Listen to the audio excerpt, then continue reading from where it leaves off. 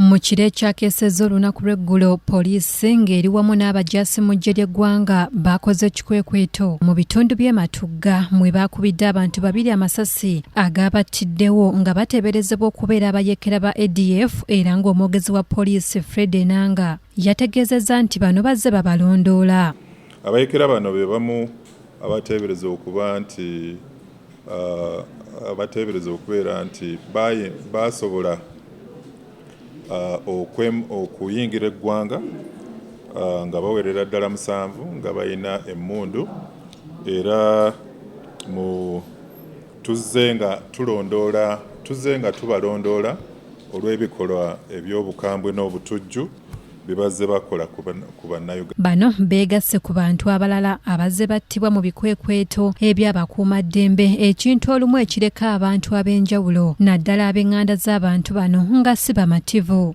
Ennaku zino kyetugenda tulaba tugenda gufuuka ng'omuze. Kituufu olw'okuba operations zikolebwa nga teryamanya, naye ate olw'okuba tulabyeko n'akubamu ababadde bakwatiddwa nga babadde mu mikono gyabwe. Ayina wayita wiiki emu ne bagamba babadde badduka ne tubatta. Ekyo kitandika okuleeta abantu abamu okubuusabuusa nti boolyawo okutta kya bugendererwa agatutwala ne mu ddembe ly'abalala.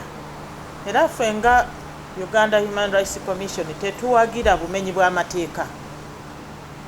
Mpozi ekisaanidde kiri nti bwe wabaawo yenna ateeberezebwa okuzza omusango akwatibwe atwalibwe mu kooti. Mu kwogerako ne ssentebe w'akakiiko k'eddembe ly'obuntu mu ggwanga aka Human Rights Commission, Mariam agambye nti ekyakoleddwa takiwagira, kyokka n'agamba nti n'abattiddwa bayinza okuba nga babadde n'obulabe bwe babadde bagezaako okutuusa ku b'ebyokwerinda. Byenfunyeko ebitonotono bigamba nti wabaddewo okuwanyisiganya amasasi wakati waabo abakubiddwa amasasi ne gabatta ne poliisi. So nkimanyi nti mu mateeka omuntu yenna abaalumbiddwa alina eddembe okwetaasa n'ekyo ekimuliraanye. So kyesimanyi oba poliisi mu kwerwanako yakozesezza eryanyi erisusse. Ono agambye nti basindisidde ekibinja okutandika okunoonyereza ku nsonga eno mu bitundu eby'ematugga okukakasa embeera nga bwe yabadde, kyokka nga ye munnamateeka George Musisi alaze obutali bumativu n'ekyabakuumaddembe okutta abo ababeera bateeberezebwa ku misango egy'enjawulo. Mateeka mu ngalo, naye ku nsonga eno yo tugibuulirizaako tumanye oba poliisi yasusizza oyandikomye.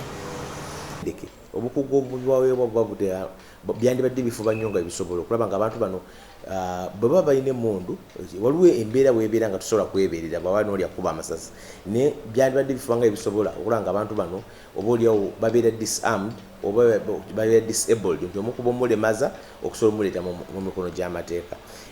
Naye bwe tunaagenda n'omuze okugamba nti bw'oba okoze operation nga b'osuubira batujju abo b'osobola okubattirayo, nze ndowooza ate kiba kigenda mu maaso n'okugamba nti amateeka tegakyaliwo. Bw'oliwo oba okakasa nti mubbi osobola omukubira eyo n'otamuleeta mu mikono gy'amateeka. Newankubadde nga kyalagiddwa nga we waabaddewo okuwanyisiganya amasasi wakati w'abateeberezebwa okuba abayekera abattiddwa n'abakuumaddembe, kyokka ye munnamateeka Musisi agamba nti oba olyawo abasirikale n'abajaasi baalikozesezza obukugu obukwata abantu bano nga tebabasse. Ebitongole ebikuumaddembe byonna mirimu gyabyo birina okutuukiriza eddembe ly'obuntu, okulikuuma n'olituukiriza.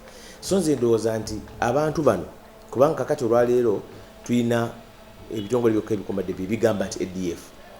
Yo nga ADF tenavayo negamba kituufu yeffe oba tulangiridde olutalo kakati twabalumba poliisi ng'ebitongole by'obutujju bitera okubeera. So tulina version emu ya poliisi egamba bano ebitutta ba ADF, bano abalumba ba ADF.